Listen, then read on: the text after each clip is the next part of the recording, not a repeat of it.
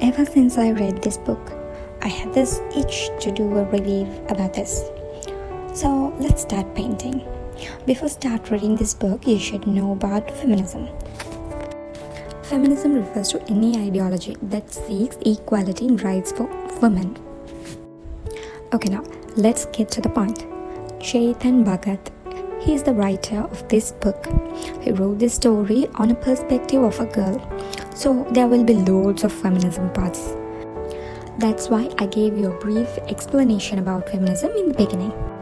This story starts with a girl named Radhika preparing for her wedding, which will be held within a week. Suddenly, two of her ex-boyfriends appear there and ask her to stop her wedding. It looked like something thrilling, right? After reading the first chapter, I was also feeling the same. I was interested and excited what would be happening. Like that. But to be honest, I should say that Chetan Bhagat just disappointed me.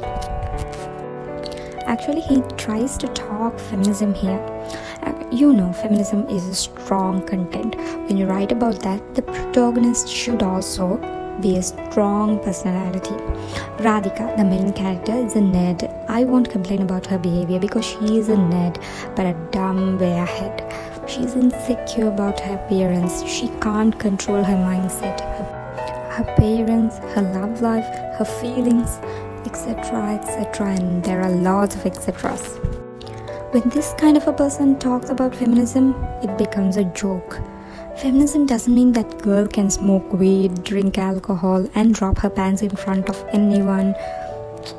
For your information, I'm not against feminism, but this kind of modern feminism sets a bad example.